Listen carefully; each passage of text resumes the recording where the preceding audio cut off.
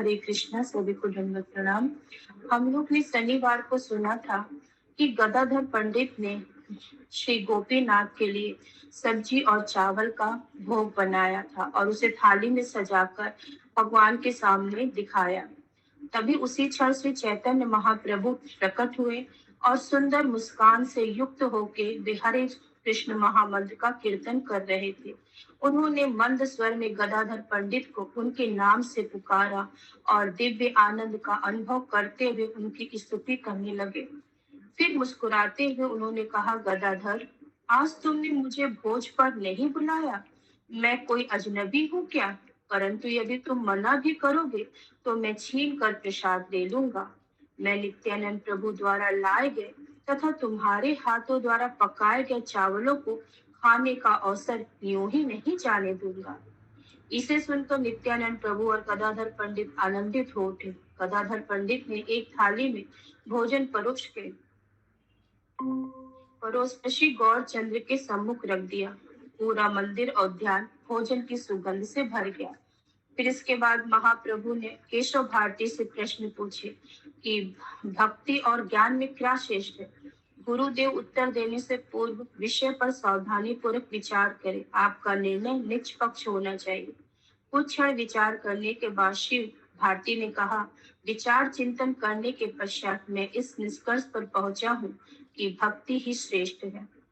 केशव भारती ने शास्त्रों से अनेक उदाहरण प्रस्तुत किए।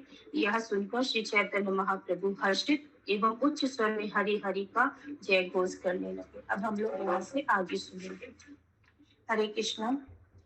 तब उन्होंने कहा, सत्य कहता हूँ, मेरे इस धरातल पर अवतरित होने का एकमात्र कारण अन्य सब पथों की तुलना में भक्ति की श्रेष्ठता सिद्ध करना है।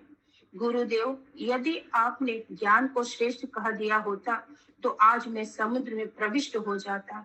हृदय के गहन संतुष्ट का अनुभव करते हुए महाप्रभु ने अपने गुरु के चरणों पर गिर पड़े और उनका आलिंगन किया। महाप्रभु ने कहा, जो व्यक्ति भक्ति का गुणगान नहीं करता उसकी सब तपस्याएं, शिखा एवं जनेऊ धारण करना तथा वैराग्य व्यर्थ है। एक दिन अत्यंत आनंदित होकर अद्वैत आचार्य ने भक्तों से कहा, प्रिय वैष्णव, श्री चैतन्य महाप्रभु अत्यंत दयालु और अवतार शिरोमणि हैं। आज समाज में हम भक्तों का केवल इसीलिए सम्मान है क्योंकि महाप्रभु ने हरि नाम संकीर्तन का प्रचार किया है। मेरी इच्छा है कि तुम सब महाप्रभु का महिमा कीर्तन करो और मैं नृत्य करूंगा। यदि तुम्हें महाप्रभु का भय है तो उस भय से मुक्त होने के लिए और अधिक ऊंची आवाज में कीर्तन करो। महाप्रभु सदैव अपनी पहचान छिपाने का प्रयास किया करते थे। इसे जानते हुए भक्त कभी उनका गुणगान पूर्ण पुरुषोत्तम भगवान के रूप में नहीं करते थे। परंतु अब वे अद्वैत आचार्य के निर्देशन का उल्लंघन भी नहीं कर सकते थे। वे उच्च स्वर में कीर्तन करने लगे। उस समय नृत्य करने के बाद अद्वैत आचार्य कीर्तन की अगुवाई करते हुए गाने लगे। श्री चैतन्य महाप्रभु स्वयं श्री नारायण हैं। वे दया सिंधु हैं तथा दीन बंधु हैं। वे भगवान, हे भगवान, कृपया मेरे ऊपर दया कीजिए।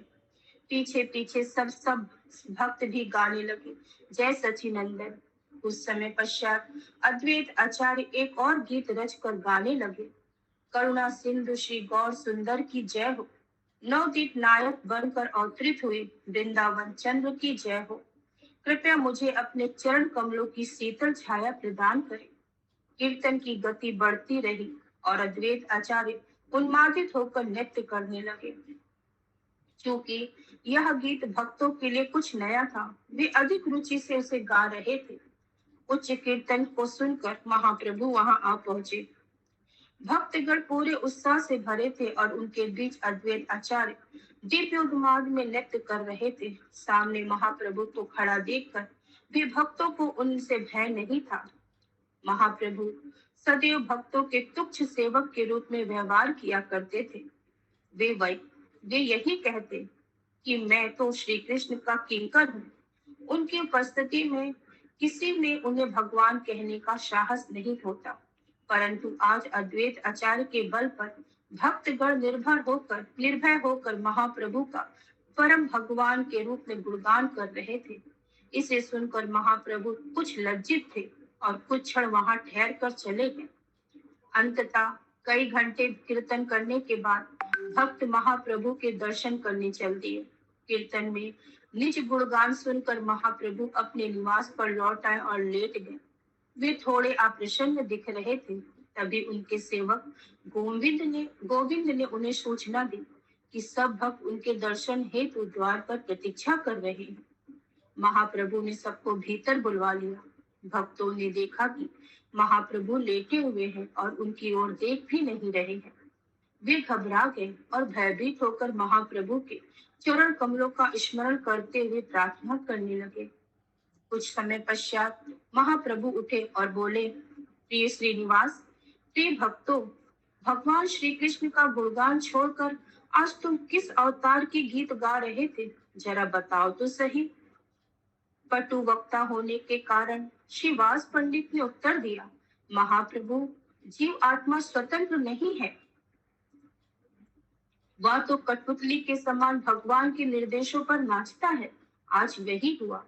हमने वही गीत गाए जो भगवान हमसे गवाना चाहते थे। तर्क देते हुए महाप्रभु ने कहा, तुम सब बड़े विद्वान हो, फिर उस तत्व को क्यों उजागर कर रहे हो जिसे गोपनीय रखना चाहिए। श्रीवास मुस्कुराते हुए श्रीवास ने अपने हाथ आकाश की ओर उठा लिया और ऐसा दिखाने लगे मानो सूर्य प्रकाश से अपनी आंखों को बचा रहे हो। महाप्रभु ने पूछा, श्रीवास, यह क्या कर रहे हो। श्रीवास पंडित ने कहा, मैं अपने हाथों से सूरज को छिपाने का प्रयास कर रहा हूँ, परंतु क्या यह संभव है। इसी प्रकार क्या आप अपनी निजी महिमाओं को छिपा सकते हैं। एक बार हाथों से सूर्य को छिपाया जा सकता है, परंतु आप स्वयं को नहीं छिपा सकते। आपकी महिमाएं सर्वत्र फैली है। यहाँ तक कि ब्रह्मलोक में भी आपकी महिमाओं का गान चल रहा है। इसके लिए आप हम में से किस किस को दंड देंगे। तभी एक चमत्कार हुआ। संपूर्ण भारत से महाप्रभु के दर्शनार्थ जगन्नाथपुरी आए और हजारों लोग महाप्रभु के द्वार पर आ पहुंचे। एक स्वर में वे चिल्लाने लगे, निज भक्ति का रसास्वादन करने वाले परम भगवान श्री चैतन्य महाप्रभु की जय हो।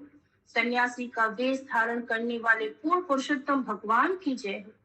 इस प्रकार हजारों लोग आनंदोन्मत्त होकर नित्य कीर्तन करने लगे। श्रीवास पंडित ने कहा, भगवान, अब आप कहाँ छिपेंगे। संपूर्ण जगत आपका यशोगान कर रहा है। आप अदृश्य, आप प्रकट तथा अदोक्ष है, परंतु फिर भी आपने अहेतु की कृपा से स्वयं को प्रकट किया है। आप स्वयं को छिपाते हैं और फिर स्वेच्छा से प्रकट हो जाते हैं।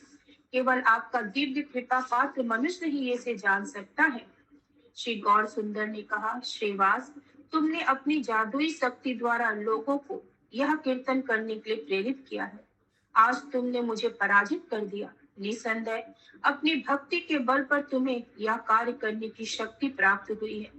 तब श्री चैतन्य महाप्रभु ने मुस्कुराकर सब भक्तों को विदाई दी।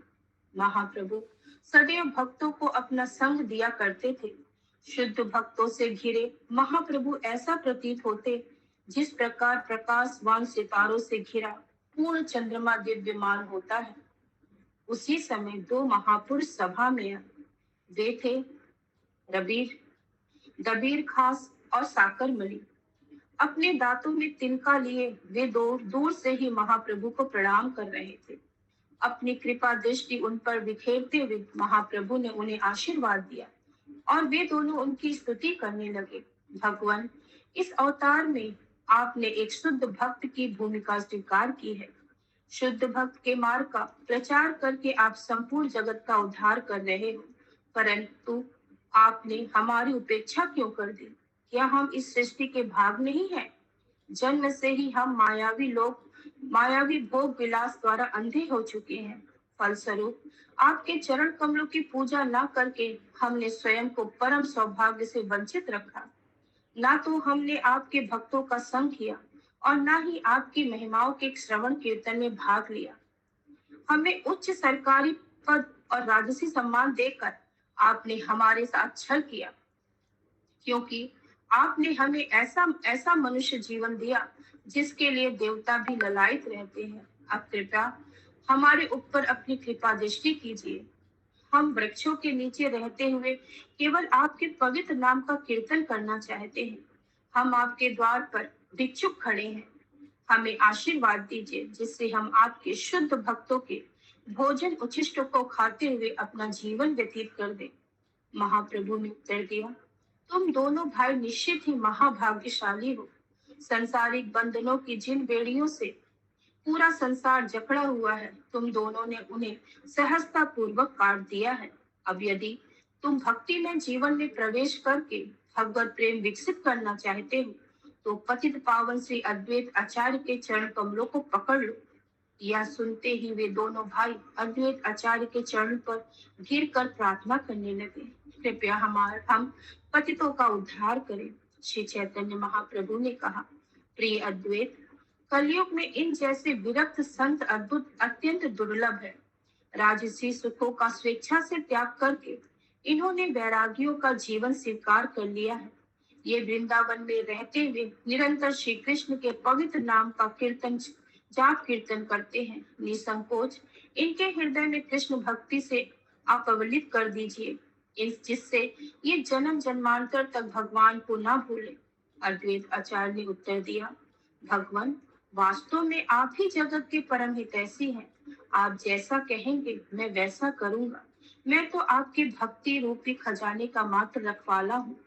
यह सुनकर महाप्रभु अत्यंत प्रसन्न हुए और उच्च स्वर में हरि नाम करने लगे। तब उन्होंने दबीर खास से कहा, अद्वैत आचार्य के आशीर्वाद के फलस्वरूप तुम्हें तत्क्षण भगवान श्री कृष्ण की प्रेम भक्ति प्राप्त हुई है। कुछ दिन यहाँ रहो, भगवान जगन्नाथ के कमल सदृश मुख का दर्शन करो, फिर मथुरा लौट जाओ।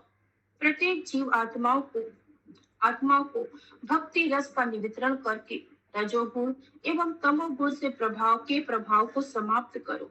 शीघ्र ही मैं मथुरा आऊंगा। मेरे लिए एक एकांत स्थान ढूंढ कर रखना। श्री चैतन्य महाप्रभु ने दबीर खास का नाम बदलकर श्री रूप रखा और साकर मलिक का नाम श्री सनातन। श्री चैतन्य महाप्रभु सदैव अपने भक्तों की महिमाओं का प्रसार करने के लिए उत्सुक रहते, इसीलिए आज भी ये दोनों भाई संपूर्ण जगत में इन्हीं नामों से विख्यात हैं। एक दिन जब श्री चैतन्य महाप्रभु अपने पार्षदों से घिरे बैठे थे, उन्होंने पूछा, पंडित श्रीवास, तुम्हारे मतानुसार अद्वैत आचार्य किस श्रेणी के वैष्णव हैं? उस क्षण सोचकर श्री वास ने कहा, मेरे मतानुसार वे शुकदेव गोस्वामी या प्रहलाद महाराज के स्तर के भक्त हैं। यह सुनकर महाप्रभु ने कुछ क्रोधित होकर श्री वास को उसी प्रकार तमाचा मारा जिस प्रकार पुत्र को शिक्षा देने के लिए पिता स्नेह पूर्वक मारता है। महाप्रभु बोल उठे, श्रीवास, यह तुमने क्या कह दिया? मेरा नाडा मेरा नाडा की तुलना में सुखदेव तो मात्र एक छोटा शिशु है। तुम्हारे मुख से आए इस निम्न कथन ने मेरा हृदय तोड़ दिया। यह कहकर महाप्रभु ने एक छड़ी उठाई और श्रीवास को पीटने उनके पीछे दौड़ने लगे। यह देखकर अद्वैत आचार्य उछल पड़े और सम्मान पूर्वक महाप्रभु का हाथ पकड़ लिया और नम्रता पूर्वक कहा, पिता प्रेम और करुणा भरे हृदय से पुत्र को शिक्षा देता है। फिर तीनों जगत में आपके क्रोध का पात्र भला कौन हो सकता है? महाप्रभु शांत हो गए। आनंद में भाव विभोर होकर उन्होंने कहा, तुम सब मेरे पुत्र के समान हो। मैं अधिक समय तक तुमसे क्रोधित नहीं रह सकता। ऐसा कौन है जो मेरे नाडा की वास्तविकता को भली भांति जानता है? उन्होंने मुझे योग निद्रा से उठाकर पृथ्वी पर अवतरित होने के लिए प्रेरित किया। वास्तव में शुकदेव, प्रहलाद आदि सब उनके पुत्र जैसे हैं। श्रीवास पंडित अद्वैत आचार्य से विशेष प्रेम करते थे। महाप्रभु के मुख से उनका यशोगान सुनकर वे प्रसन्न हो उठे। कुछ दुखी होकर बोले, महाप्रभु, कृपया मेरा अपराध क्षमा करें। केवल आप ही अपने अद्वैत आचार्य की पूर्ण महिमाओं से अवगत हैं और आपकी कृपा से हम भी उन्हें कुछ समझ सकते हैं। आज कृपा पूर्वक आपने मुझे शिक्षा दी है कि अद्वैत आचार्य समान जीव नहीं अपितु विष्णु तत्व है। मैं आज वचन देता हूँ कि अद्वैत आचार्य को किसी वैश्य के साथ अथवा मदिरा पान वैश्या के साथ अथवा मदिरा पान करते देखकर भी पूर्वत उनकी सेवा एवं सम्मान करूंगा। यह सुनकर महाप्रभु संतुष्ट हो गए और पूरी सभा पहले के समान सम्मान हो गई। आत्मज्ञानी वैष्णव के कठोर व्यवहार को अनैतिक नहीं मानना चाहिए। सदैव ध्यान रखना चाहिए कि वे कार्य दूसरों को शिक्षा देने हेतु होते हैं। श्रीमद् भागवतम में वर्णित भृगु मुनि की कथा पर विचार कीजिए। यदि भृगु मुनि ने भगवान विष्णु के वक्ष स्थल पर ठोकर मारी, फिर भी उन्हें महान वैष्णव माना जाता है। वे सदैव भगवान श्री कृष्ण के चरण कमलों का स्मरण करते हैं। एक समय सरस्वती नदी के तट पर पुराणों की कथा सुनने की इच्छा से ऋषि मुनियों की सभा बैठी थी। विभिन्न पुराणों में ब्रह्मा जी, शिव जी और श्री विष्णु को परमेश्वर बताया गया है। यह सुनकर ऋषिगण भ्रमित हो गए। उन्होंने इन तीनों की परीक्षा लेने के लिए भृगु को नियुक्त किया। शेष ऋषियों ने एक मत से सम्मति दी कि वे भृगु के मत को स्वीकार करेंगे। सबसे पहले भृगु अपने पिता ब्रह्मा के पास पहुंचे। ब्रह्मा जी को देखकर ना तो उन्होंने प्रणाम किया और ना ही उन्होंने उनकी ओर ध्यान दिया। ब्रह्मा जी क्रोधित हो उठे और भृगु को भस्मीभूत करने के लिए अपना जलपात्र उठा लिया। वहां बैठे ऋषियों ने ब्रह्मा जी को शांत किया और तत्पश्चात भृगु मुनि अपने छोटे भाई शिव के पास आए। अपने छोटे भाई भृगु को देखते ही शिव जी उनका आलिंगन करने के लिए दौड़ पड़े। उन्हें दुत्कारते हुए भृगु ने कहा, महेश, मेरा स्पर्श ना करो। तुम सदैव भूतों जैसे बनकर भूतों के साथ रहते हो। तुम्हारा व्यवहार और भाषा दोनों असभ्य है। भला कौन से शास्त्र में लिखा है कि शरीर पर चिता की भस्म लगानी चाहिए? यदि तुम मेरा स्पर्श करोगे तो मुझे स्नान करना पड़ेगा, इसीलिए मुझसे दूर रहो। शिव का क्रोध भड़क उठा। शिव त्रिशूल उठाकर दौड़े भृगु को मारने के लिए। यदि पार्वती देवी समय पर ना आती तो शायद भृगु की मृत्यु निश्चित थी। तत्पश्चात भृगु वैकुंठ पहुंचे और सीधे भगवान विष्णु की छाती पर ठोकर मार दी। उस समय भगवान विष्णु रत्नजड़ित सिंहासन पर लेटे थे और लक्ष्मी देवी उनके चरण दबा रही थी। भगवान विष्णु ने तुरंत उठकर मुनि को करबद्ध प्रणाम किया। उन्होंने सापत्नी मुनि के चरण धोए और बैठने के लिए आसन दिया। तत्पश्चात भगवान ने स्वयं अपने हाथों से मुनि के शरीर पर चंदन का लेप लगाया, मानो कोई अपराधी क्षमा याचना करते हुए कहता है। भगवान विष्णु बोले, मुनिवर, मुझे आपके आगमन की कोई जानकारी नहीं थी। कृपया मेरा अपराध क्षमा करें। आपका चरणामृत तीर्थों को भी पवित्र करने वाला है। आज इसने मेरे शरीर में बसे अखंड ब्रह्मांडों के राजाओं को पवित्र कर दिया। आपके चरण की धूल सदा के लिए मेरे वक्ष स्थल पर अंकित रहेगी। भगवान विष्णु की नम्रता तथा काम, क्रोध, लोभ और मोह से मुक्त उनके व्यवहार को देखकर भृगु मुनि आश्चर्यचकित रह गए। भृगु मुनि का कार्य वास्तव में एक पूर्व निर्धारित योजना का अंश था। मानो कोई बाहरी शक्ति उनसे यह कार्य करवा रही थी। उस मोहक जाल से बाहर आने पर भृगु मुनि भक्ति भाव से ओतप्रोत हो उठे। वे कभी हंसते, कभी नाचते और कभी कांपने लगते। पसीने से लथपथ हो गए। स्वयं को भगवान विष्णु के चरण कमलों पर समर्पित करके वे सरस्वती नदी के तट पर इसी सभा में लौट आए। पूरी कहानी सुनाने के बाद उन्होंने अपना मत देते हुए कहा, सत्य कहूं तो वैकुंठपति श्री नारायण ही पूर्ण पुरुषोत्तम भगवान है। वे प्रत्येक व्यक्ति की नियंता, परम पिता तथा पालन करता है। आप सब निसंकोच उनके चरण कमलों का भजन करो। एक मत से ऋषियों ने कहा, भृगु मुनि जी, आपने हमारे मन की शंका का समाधान करके सारे भ्रम को नष्ट कर दिया है। तब से इन महात्माओं ने एक मन से श्री कृष्ण की भक्ति के मार्ग को स्वीकार किया। वे ब्रह्मा जी और शिव जी की पूजा भी करते रहे, परंतु भगवान के महान भक्तों के रूप में, ना कि परम भगवान के रूप में। कई बार महान वैष्णव के कार्य सामान्य लोगों की समझ से परे होते हैं। भगवान की प्रेरणा के बिना भृगु मुनि कभी उन्हें ठोकर मारने की धृष्टता नहीं कर सकते थे। सत्य तो यह है कि भगवान कृष्ण स्वयं भृगु मुनि के शरीर में प्रविष्ट हुए और भक्ति की महिमाओं का प्रसार करने हेतु उनके माध्यम से यह कार्य किया। यदि भृगु मुनि के मन में भगवान के प्रति आदर सम्मान की भावना बनी रहती तो वे कभी ऐसा कार्य नहीं करते। इसी प्रकार ब्रह्मा जी और शिव जी केवल इसलिए क्रोधित हुए जिससे भगवान का यश संपूर्ण जगत के समक्ष उजागर हो सके। एक दिन श्री गौर सुंदर संतुष्ट मन से बैठे थे। तभी अद्वैत आचार्य आए और उन्हें प्रणाम करके बैठ गए। महाप्रभु ने मुस्कुराते हुए पूछा, आप कहाँ से आ रहे हैं और क्या कर रहे हैं? अद्वैत आचार्य ने उत्तर दिया, मैंने भगवान जगन्नाथ के दर्शन किए और अब आपसे भेंट करने आया हूँ। महाप्रभु ने पुनः पूछा, ठीक है, परंतु जगन्नाथ जी का दर्शन करने के बाद आपने क्या किया? अद्वैत आचार्य ने कहा, उनका दर्शन करके मैंने उनकी अनेक प्रदक्षिणा की। जैसे ही महाप्रभु ने प्रदक्षिणा शब्द सुना, मुस्कुराते हुए उन्होंने कहा, तुम पराजित हो गए। विस्मित होकर अद्वैत आचार्य ने कब पूछा, वह कैसे महाप्रभु? पहले मुझे समझाओ, तभी मैं आपकी विजय स्वीकार करूंगा। महाप्रभु ने कहा, ठीक है, देखो, जगन्नाथ जी की प्रदक्षिणा करते समय हर बार तुम उनके पीछे थे। तुम कभी उनका मुस्कुराता हुआ चेहरा नहीं देख पाए।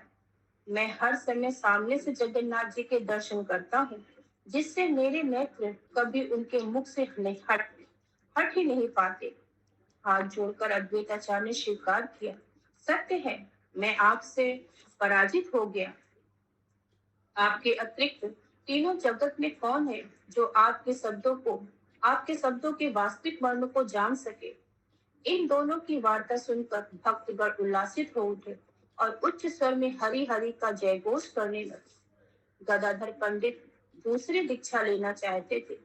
अपने मन की बात महाप्रभु को बताते हुए उन्होंने कहा, मैंने अपने गुरु से प्राप्त इष्ट मंत्र किसी अयोग्य व्यक्ति को बताया था। तब से मेरे मन कुछ कुछ विचलित रहता है। भगवान कृपया मुझे वही इष्ट मंत्र देकर पुनः दीक्षा प्रदान करें, तब मेरा मन पुनः शांत और संतुष्ट हो जाएगा। महाप्रभु ने उत्तर दिया, गदाधर, सावधान रहो और अपने गुरुदेव के चरणों पर पुनः कभी अपराध न करना। जब तक तुम्हारे मंत्र गुरु जीवित है, तब तक तुम किसी से दीक्षा नहीं मांग सकते, मुझसे भी नहीं। इससे केवल तुम्हारी नहीं, अपितु मेरे भक्ति की भी अवरुद्ध हो जाएगी। गदाधर पंडित ने कहा, इस समय मेरे गुरु यहाँ नहीं है, इसीलिए मैं आपसे निवेदन कर रहा था। महाप्रभु ने कहा, तुम्हारे गुरु पुंडरीक विद्या निधि है। देव योग से शीघ्र ही तुम्हारी उनसे भेंट होगी। वस्तुतः अगले 10 दिन के भीतर वे मुझसे भेंट करने जगन्नाथपुरी आ रहे हैं। पिछले कुछ दिनों से मैं उनका स्मरण कर रहा था और अब मुझे समझ आया कि उनका स्मरण करते ही तुम भी एक चुंबक की भांति उन्हें यहाँ खींच रहे थे। श्री गौर सुंदर अपना अधिकांश समय गदाधर पंडित के साथ बिताया करते। गदाधर श्रीमद् भागवतम पढ़ते और महाप्रभु से सुनते। महाप्रभु ने ध्रुव और प्रहलाद महाराज की कथाएं सैकड़ों बार सुनी होगी, परंतु फिर भी हर बार वे एकाग्र मन से उन्हें सुना करते। महाप्रभु केवल गदाधर पंडित के मुख से भागवत सुनते, उसी प्रकार वे स्वरूप दामोदर गोस्वामी के मुख से कृष्ण गुण कीर्तन सुनकर नृत्य करते। समस्त दिव्य लक्षण सदा के लिए महाप्रभु की देह में निवास करते। जब स्वरूप दामोदर कीर्तन किया करते तो महाप्रभु बाहरी जगत को भूलकर भाव विभोर होकर नृत्य करने लगते। श्री स्वरूप दामोदर गोस्वामी की वाणी भक्ति रसामृत से ओतप्रोत थी। वे जब भी कीर्तन करते, महाप्रभु अपने पैरों को थिरकने से रोक नहीं पाते। इस पर भी दामोदर गोस्वामी अत्यंत नम्र रहकर चुपचाप अपने कार्य करते रहते। महाप्रभु के समस्त सन्यासी शिष्यों में स्वरूप दामोदर गोस्वामी एवं परमानंद पुरी उन्हें विशेष प्रिय थे। वे दोनों सदैव महाप्रभु के निकट रहते। जब महाप्रभु ने संन्यास आश्रम स्वीकार किया था तो उस समय ये दोनों उनके निकट थे, मानो उनकी दो भुजाएं हों। चाहे यात्रा कर रहे हो अथवा प्रसाद ले रहे हो, महाप्रभु सदैव स्वरूप दामोदर गोस्वामी को अपने निकट रखते। संन्यास लेने से पूर्व स्वरूप दामोदर पुरुषोत्तम भट्टाचार्य के नाम से विख्यात थे। पुंडरीक विद्यानिधि उनके प्रिय मित्र और संगी थे। यदि मार्ग चलते समय महाप्रभु को स्वरूप दामोदर का कीर्तन सुनाई पड़ता, तो वे स्वयं को रोक नहीं पाते, मार्ग से भटक जाते। कहीं भी क्यों ना कहीं भी क्यों ना हो, स्वरूप दामोदर के कीर्तन उन्हें भावविभोर कर देते। महाप्रभु एक सिंह के समान गर्जना करते और फिर लाठी के समान गिर पड़ते।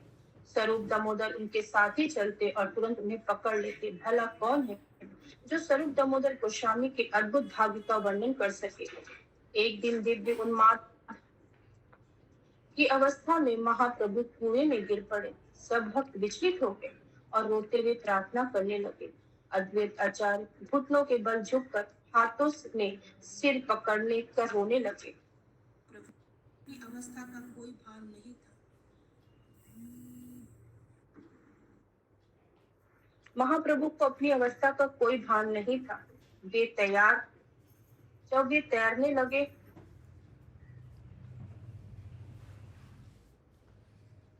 वे जल में तैरने लगे। वस्तुतः महाप्रभु के स्पर्श से वह जल नवनीत बन गया और महाप्रभु को एक खरोच तक नहीं आया।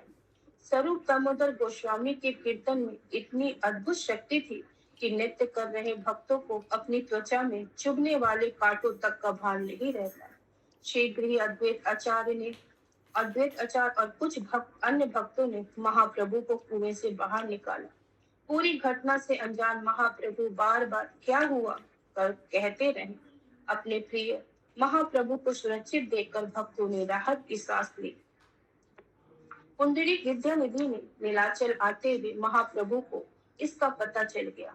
महाप्रभु की इच्छा शक्ति से पुंडरीक विद्यानिधि शीघ्र ही उस स्थान पर चले आए जहां महाप्रभु उनकी प्रतीक्षा कर रहे थे। पुंडरीक विद्यानिधि को देखकर अति हर्षित महाप्रभु बोलने लगे, आज मेरे पिताजी आए हैं। आनंद में विभोर श्री विद्यानिधि भगवत प्रेम के सागर अर्थात प्रेम निधि बने। अश्रुपूरित नेत्रों से महाप्रभु ने उनका आलिंगन किया और यह दृश्य देखकर भक्तगण रोने लगे। महाप्रभु की उपस्थिति में श्री विद्यानिधि अपने प्रिय मित्र श्री दामोदर स्वरूप दामोदर से मिले। एक दूसरे की चरण धूलि लेने की होड़ में दोनों में मुठभेड़ हो गई, परंतु सम्मान होने के कारण कोई भी सफल नहीं हो पाया। इस दिव्य स्पर्धा को देखकर महाप्रभु एवं उनके सब पार्षद हंसने लगे। उस समय पश्चात दोनों शांत हो गए और श्री चैतन्य महाप्रभु ने पुंडरीक विद्यानिधि से कुछ दिन जगन्नाथपुरी ठहरने का आग्रह किया। यह सुनकर पुंडरीक विद्यानिधि आनंद से भर उठे। उसी समय गदाधर पंडित ने अपने गुरु श्री विद्यानिधि द्वारा पुनः इष्ट मंत्र लेकर दीक्षा प्राप्त की। पुंडरीक विद्यानिधि के यश का कोई अंत नहीं है। अद्वैत आचार्य श्रीवास ठाकुर, मुरारी गुप्त और हरिदास ठाकुर सदैव श्री विद्यानिधि की महिमाओं का गान करने के लिए तत्पर रहते हैं। वस्तुतः प्रत्येक वैष्णव उनके चरित्र एवं निष्कलंक पवित्रता के गीत गाता था। श्री विद्यानिधि भी प्रत्येक भक्त से अथाह प्रेम करते। नित्य अहंकार अथवा गर्व का लेश भी नहीं था उनके चित्त में।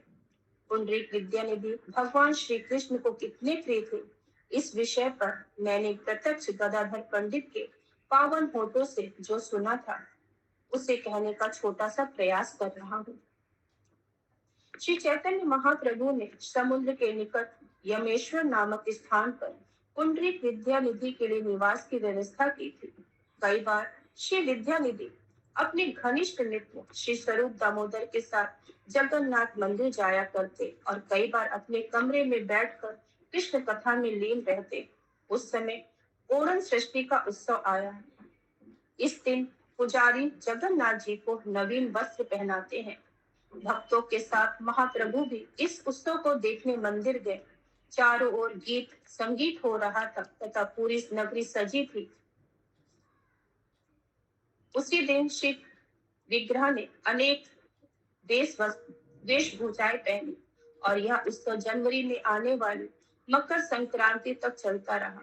महाप्रभु और उनके भक्त अर्धरात्रि तक जागे रहकर भगवान को बदल बदल कर पहनाए जाने वाले वस्त्र देखते रहे। अद्भुत दृश्य था। भगवान जगन्नाथ श्री चैतन्य महाप्रभु के रूप में स्वयं अपनी पूजा करा रहे थे। जब तक भगवान किसी पर अपनी कृपा न करे, वह इस दुर्यम रहस्य को नहीं समझ सकता। ओणम सृष्टि के दिन जगन्नाथ जी की पूजा अत्यंत भव्य रूप में होती है। अनेक प्रकार के व्यंजनों का भोग लगता है।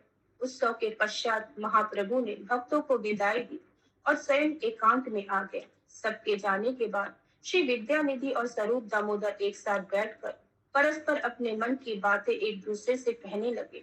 शंका उठते ही श्री विद्यानिधि ने कहा, भगवान को नए वस्त्र पहनाने से पहले उन्हें धोकर उनकी माड़ी क्यों नहीं निकाली गई? यहाँ पुजारी शास्त्रों के नियम का अधिक ध्यान रखते हैं, परंतु शास्त्रों के अनुसार क्या माड़ी लगा वस्त्र अपवित्र नहीं माना जाता? स्वरूप दामोदर ने उत्तर दिया, यहाँ इसे दोष नहीं माना जाता। पीढ़ियों से यह परंपरा चली आ रही है। कठोरता से शास्त्रों का पालन करने वाले लोग कदाचित इसे स्वीकार न करें, परंतु यहाँ इसी रीति से यह उत्सव मनाया जाता है। पुंडरीक विद्यानिधि ने कहा, भगवान तो प्रत्येक वस्तु को स्वीकार कर सकते हैं, परंतु इसका अर्थ यह नहीं कि हम उन्हें अशुद्ध वस्त्र अर्पित करें। पुजारियों को तो अशुद्ध वस्त्र छूने तक नहीं चाहिए। जगन्नाथ जी तो परमेश्वर है, उनके लिए सब कुछ संभव है, परंतु अन्यों के लिए नहीं। माड़ी लगे वस्त्र को हाथ लगाने के बाद व्यक्ति को हाथ धोने चाहिए, अन्यथा वह अशुद्ध हो जाता है। यह तो सामान्य बुद्धि की बात है। यदि राजा इसे नहीं जानता तो वह अज्ञानी है। वस्तुतः राजा स्वयं अपने सिर पर माड़ी लगे वस्त्र की पगड़ी पहनते हैं। उत्तर देते हुए स्वरूप दामोदर ने कहा, मित्र, परंतु इसे नियम उल्लंघन नहीं माना जाता। यह तो उत्सव का एक भाग है। पुंडरीक विद्यानिधि बोले, पहले मेरी बात सुनो। भगवान जगन्नाथ तो अलौकिक है, इसीलिए उन पर कोई नियम लागू नहीं होता, परंतु उनके सेवकों का क्या? क्या नीलाचल में रहने से वे अवतार बन गए हैं? क्या वे शास्त्रों के नियमों का उल्लंघन कर सकते हैं? इस तर्क वितर्क करते हुए दोनों मित्र चलते रहे। कभी एक दूसरे का हाथ पकड़ते और कभी कंधों में बाहें डालकर वे निश्चित विहार करते रहते। किसी भक्त के हृदय को समझना इतना सहज नहीं है। वह भक्त श्री कृष्ण से कितना आसक्त है, इसे केवल श्री कृष्ण जानते हैं। किसी विशेष प्रयोजन को पूरा करने के लिए श्री कृष्ण स्वयं भक्त को भ्रम में डालते हैं और फिर करनावश उसे दूर कर देते हैं। यहाँ भी भगवान ने स्वयं पुंडरीक विद्यानिधि को भ्रम में डाला था। अंततः उन दोनों के घर आए और अंततः दोनों उन दोनों के घर आए और दोनों मित्रों की राह पकड़ी। प्रसाद ग्रहण करके वे महाप्रभु के निवास पर पहुंचे और विश्राम करने के लिए लेट गए। परमात्मा परमात्मा रूप में श्री चैतन्य महाप्रभु पुंडरीक विद्यानिधि के भाव से पूरी तरह से परिचित थे। भगवान जगन्नाथ का रूप लेकर वे श्री बलराम जी के साथ उनके स्वप्न में आए। पुंडरीक विद्यानिधि ने देखा, भगवान जगन्नाथ और बलदेव अत्यंत क्रोधित होकर उन्हें तमाचा मार रहे हैं और इससे उनके गाल लाल हो गए। पुंडरीक भगवान के चरणों में गिर पड़े और कहा, कृष्ण, मुझे क्षमा कर दो, मुझे अपने अपराध का यही दंड मिलना चाहिए, कहकर रोने लगे। श्री जगन्नाथ जी ने कहा, तुम्हारा अपराध क्षमा योग्य नहीं है। मेरे सम्मान में मेरे सेवक किसी भी जाति से संबंधित नहीं माने जाते। इसे भली भांति जानते हुए तुम यहाँ रहने के लिए आए हो, परंतु साथ ही तुम शास्त्रों के नियमानुसार प्रत्येक कार्य की बारीकी से जांच भी कर रहे हो। अच्छा होगा कि तुम अपने घर लौट जाओ और वहां जिसकी निंदा करनी है करो। मैंने स्वयं इन उत्सव की रीतियों का निर्धारण किया है, परंतु तुम हो कि माड़ी युक्त वस्त्र पहनने के कारण मेरे सेवकों में दोष देख रहे हो। पुंडरीक विद्यानिधि भयभीत होकर रोने लगे। भगवान के चरण कमलों पर अपना सिर रखते हुए उन्होंने कहा, कृपया इस महापतित के अपराधों को क्षमा करें। मैं अपना दोष स्वीकार करता हूँ। आपके भक्तों की निंदा करने वाले मेरे मुंह को स्वयं आपके हाथों दंड मिल चुका है। भगवान, मेरे विचार में यह मेरा परम सौभाग्य है। भगवान जगन्नाथ ने कहा, क्योंकि तुम मेरे भक्त हो, इसीलिए मैंने कृपा करके तुम्हें यह दंड दिया है। अपनी कृपा दृष्टि से पुंडरीक को आशीर्वाद देकर भगवान जगन्नाथ और भगवान बलराम चले गए। जागने पर पुंडरीक जोर जोर से हंसने लगे। अपने गालों को सूजन का अनुभव करते हुए उन्होंने कहा, भगवान ने मेरे अपराधों के कारण स्वयं मुझे दंड दिया। मैं कितना सौभाग्यशाली हूँ। जरा पुंडरीक विद्यानिधि की महानता देखिए। भगवान स्वयं अपने पुत्रों, पत्नियों अथवा अन्य परिकरों को इस प्रकार दंड नहीं देते। स्वप्न में आकर दंड देने की ऐसी अन्य किसी की कथा का वर्णन नहीं मिलता। आप भक्तों का क्या कहना? यहाँ तक कि ब्राह्मण और सभ्य लोग भी अपने अपराधों के घोर परिणाम भोगते हैं। भगवान कभी उन भक्त लोगों को सपने में शिक्षा या दंड देने नहीं आते। अगले दिन प्रातः जब पुंडरीक विद्यानिधि उठे तो उनके गाल लाल और सूजे हुए थे। प्रत्येक व्यक्ति उन्हें प्राप्त हुई कृपा को देख सकता था। स्वरूप दामोदर प्रतिदिन प्रातः उनसे मिलते और भगवान जगन्नाथ के दर्शन के लिए जाते थे। उस दिन पुंडरीक विद्या नहीं आए तो स्वरूप दामोदर उनके घर पहुंच गए। श्री विद्यानिधि को देखकर उन्होंने पूछा, कहो आज इतनी देर कहाँ हो गई? श्री विद्यानिधि ने उन्हें घर से के भीतर ले गए। स्वरूप दामोदर अपने मित्र के लाल और सूजे गालों को स्पष्ट देख सकते थे। उन्होंने पूछा, क्या हुआ? कहीं चोट लग गई क्या? हंसते हुए पुंडरीक विद्या ने कहा, स्मरण है, मैं भगवान जगन्नाथ द्वारा माड़ी युक्त वस्त्र पहनने पर आपत्ति उठा रहा था। कल रात मुझे उसका दंड मिल गया। भगवान जगन्नाथ और भगवान बलदेव मेरे सपने में आए और मुझे जोर जोर से तमाचे मारे। अपने गालों पर लगे चिन्हों के कारण मुझे बाहर आने में लज्जा आ रही है, परंतु मैं सौभाग्यशाली हूँ कि मुझे यह दंड मिला, अन्यथा मुझे ना जाने कौन से नर्क में जाना पड़ता। स्वरूप दामोदर आश्चर्यचकित रहकर अपने मित्र को देखने लगे। एक मित्र को सौभाग्य प्राप्त होने पर दूसरे को निश्चित ही प्रसन्नता होती। वस्तुतः वे दोनों खिलखिलाकर हंसने लगे। स्वरूप दामोदर ने कहा, मित्र, मैंने इस प्रकार का दंड कहीं नहीं देखा। भगवान ने स्वयं तुम्हें स्वप्न में आकर दंड दिया, अद्भुत है। मैंने आज तक ऐसी बातें नहीं सुनी थी, परंतु आज प्रत्यक्ष उसे देख रहा हूँ। इतने महान थे पुंडरीक विद्यानिधि की परम भगवान श्री चैतन्य महाप्रभु उन्हें पिता कहकर संबोधित किया करते थे। पुंडरीक कभी गंगा जी में स्नान नहीं करते थे, क्योंकि वैसे करने से उनके पैर गंगा को छू जाते। मात्र गंगा के दर्शन से एवं उनका जल पीकर वे परम आनंद की अनुभूति करते। मैं वृंदावन दास आप अपने प्राणधन श्री चैतन्य महाप्रभु एवं श्री नित्यानंद प्रभु के चरण कमलों पर यह गीत समर्पित करता हूँ। इति श्री चैतन्य भागवतम की जय। आज से श्री चैतन्य भागवत समाप्त हुआ। सभी भक्तों के चरणों में दंडवत प्रणाम।